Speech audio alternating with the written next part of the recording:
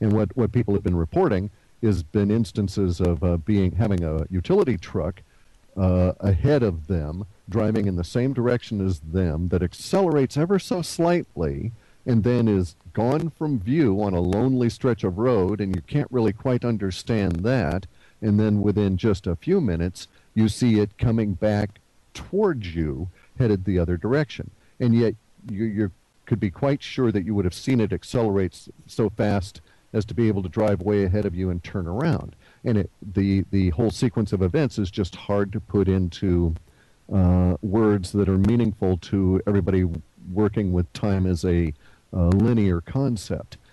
And basically what we think is happening into these areas is that it's literally, or it's actually falling out of the laboratories because of what these people are doing with their time experiments. So would this be the time bubbles then? Is this correct? What you talk about, the time bubbles? Yes, and see, I'm operating on a understanding of universe that basically has it's just energetic. Everything is energy. Matter is merely an illusion of the mind, and is processing it. Basically, what happens is this: in a nutshell, there's every second 22 trillion pulses are beamed, if you will, out of the middle of the universe, which go to the middle of the galaxy instantaneously, and from there go to the middle of every sun, again instantaneously, no time involved. And these 22 trillion pulses per second are the timekeepers of the illusion of material world, among other functions within universe. And the ordinary mind in which we operate at is fooled by the video and movies at 30 to 40 to 50 frames per second, and we even perceive mock 3D effects at slightly faster speeds, up to 90 frames a second. And so our brains are really operating at a very low level of perception, and we are thus fooled by these 22 trillion pulses into thinking that solid matter exists. And some of the parts of the pulse that are produced propagate the time stuff. And so in my understanding of universe, there's this continuous creation of these pulses coming out every 22 trillion times a second that a pulse hits anything within your body. Part of your body registers that pulse in the form of creating something, creating a new cell, making that material part of reality manifest. And then there's this little distance between the pulses in which that part of reality is allowed to disintegrate, so to speak. Without this, we couldn't have movement. You could easily demonstrate with some thought experiments that the crushing weight of all of the atoms of air would prevent anything from ever being able to breathe, and eventually all of universe would solidify if matter actually existed as persistent little rocks, so to speak, in the atomic form. And even the scientists acknowledge that if you took an atom and you expanded it to where you had an atom that was the size of a human in terms of height, about, say, 6 feet, the center of the atom would be in the middle of your football pitch, and the electrons would be somewhere 2.5 miles away. So even they acknowledge that an atom, as far as they're concerned, the ultimate core of solidity, is basically empty stuff. And now they've even basically abandoned the idea of the atom as existing at all, with the idea of subatomic particles, which is what that CERN reactor is theoretically doing. But the CERN reactor, getting us back to the hyperchronism, may indeed be doing things that are throwing off these waves of extra time stuff, or sucking in some extra time stuff, and thus depriving the neighborhood of enough. And thus you would maybe experience less time, but more time would seemingly pass, if that makes sense. Sure. So the time control technology then, that's basically done by who? The US government? Or it's a global thing? It's global. As far as I know, it's corporate, because we've now passed beyond the stage where government is a meaningful force, if you will, in my opinion. And so it's being done by subcontractors to government, but they all end up reporting to some Rothschild somewhere anyway. So the idea of government as the bad guy is I think, merely misdirecting. Okay. Because we had a guest on a few weeks back, Dr. Judy Wood. I don't know if you're aware of the lady at all. No, No. Well, the name isn't familiar. No. well, Dr. Judy Wood, she talks of the 911 scenario, where the twin towers didn't actually collapse, that they disappeared. And the reason that she has that opinion is because that she was saying that Black Ops was involved, and I know that you have spoken about the Black Ops as well. Sure, I would buy at least that component of it. That it was nowhere near as straightforward as the idea of some enemy of choice target persons. You know, the Semitic people they decided were the enemy here, the Saudis, Hmm. actually flying airplanes into these structures. None of it made any sense at all. From the moment that you see Bush behaving abnormally, it was the only time he'd ever been to any school for any purpose in any official capacity. And he'd never read to children. The book he was reading was My Pet Goat. And by the way, you know, Bush is part of the Skull and Bones, the 322 Society. Yep, He's that's right. deeply involved in the whole Rothschild empire. The Bushies are one of the main crime cabals of the U.S. or of the Anglosphere, and here he is, and they love symbolism. These guys, Yeah. and one of their big gods is this fellow Bahoptet or whatever, who's this goat creature, half man, half goat thing. Uh-huh. And here Bush is reading My Pet Goat to these kids at the exact moment that this is occurring. I don't buy it for an instant. It was Yeah. just so abnormal just from that point on that the rest of the details are merely confirmatory. Yeah. Yeah. But I mean, you can take that anywhere. You've got Bohemian Grove and Correct, correct. the Yeah, vil- this is all just, I mean, it's absurd when you think about it. Our, quote, leaders, and let's put double quotes around the term leaders here, Yep. the lizards of the moment, go to this grove which is beautiful, by the way, in Northern California, near the Russian River area, and cavort around underneath the trees and worship an owl in, quote, mock human sacrifice rituals. Hmm. Even if it were just mock human sacrifice rituals in which a child is theoretically burned in a mock fashion, that alone should be setting off alarm bells when you hear that it is the leaders of the quote free world that are doing this.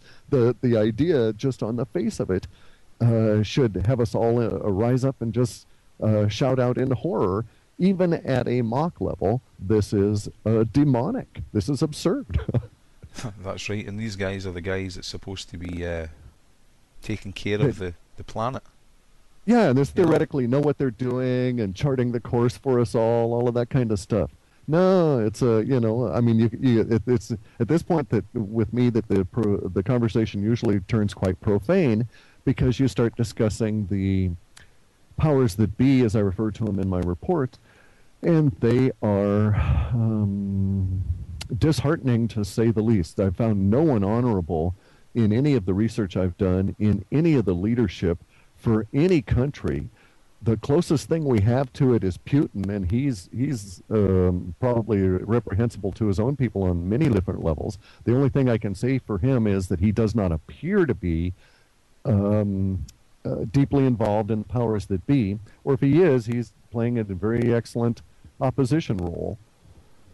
I mean, it's quite disgusting. There's stupidity run amok, and it's no accident. It's all conspiracy, and basically any conspiracy that one cares to throw up has undoubtedly got some level of fact involved in it. Uh-huh. I won't say truth because truth is an emotional attachment applied to certain facts, but you start looking at the facts, and as I say, it's all quite disgusting. Yeah. And yes, David Icke is probably quite correct. The moon is not a real planet; it's an artificial construct. And there's a bunch of reptilians running around, and we're actually involved in interdimensional politics, and are basically pig ignorant of it. Well, that's that's some that's something that we can get into in a wee while's time, because that was actually something that I was listening to you speak about. Was the space wars almost, is what you're describing. But We're breaking up again. Somebody's intruding here. I think I'm getting about every third word again. Something's going on there. okay, well I don't know what's happening here. I'm just going to check my call levels. You should be Yeah, hearing we've me. got Hello. thing.